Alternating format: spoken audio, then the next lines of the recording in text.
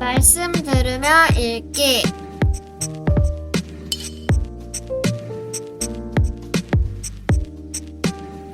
누가복음 17장 아가페 쉬운 성경.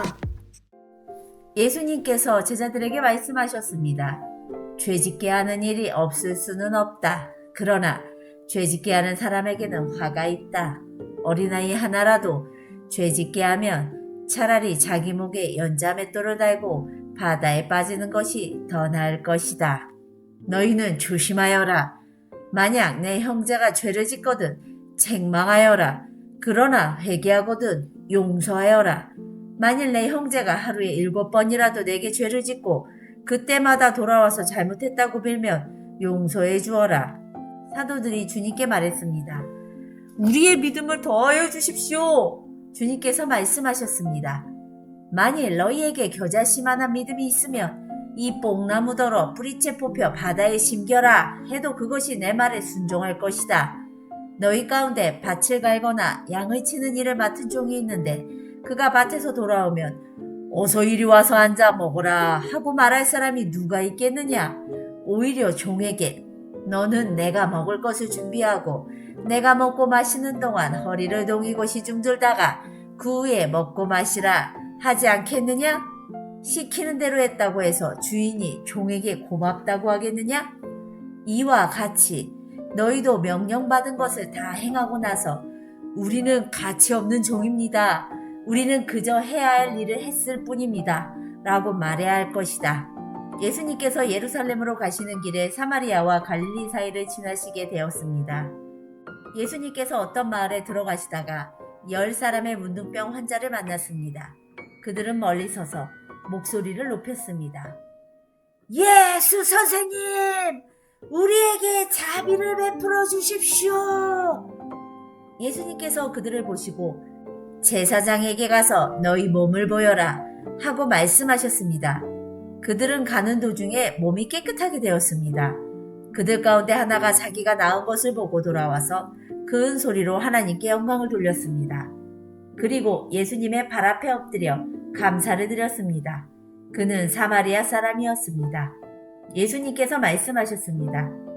10사람이 다 깨끗하게 되지 않았느냐?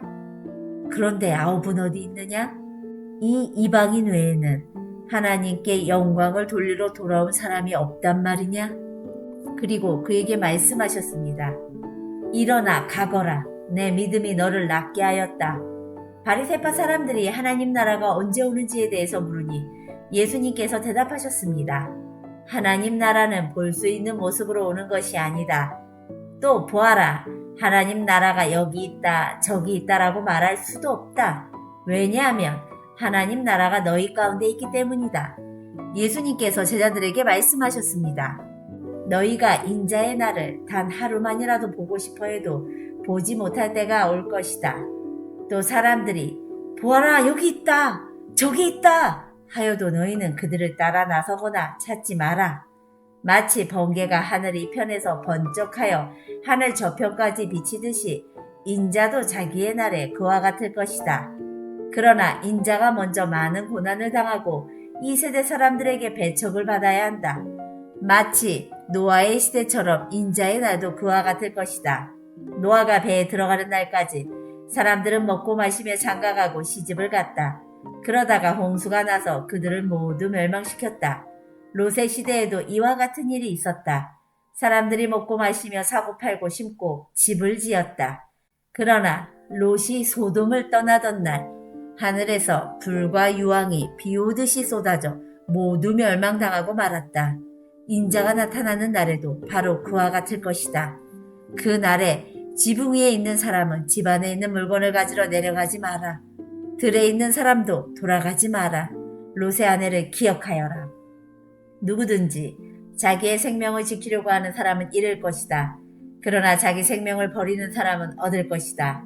내가 너희에게 말한다. 그 날에 두 사람이 한 자리에 누워 있을 것이나 하나는 데려가고 하나는 남겨둘 것이다. 두 여자가 같은 곳에서 함께 맷돌을 갈고 있을 것이나 하나는 데려가고 하나는 남겨지게 될 것이다. 그때 제자들이 대답했습니다. 주님, 어디에서 그런 일이 일어나겠습니까? 예수님께서 제자들에게 시체가 있는 곳에는 독수리들이 모인다 라고 말씀하셨습니다.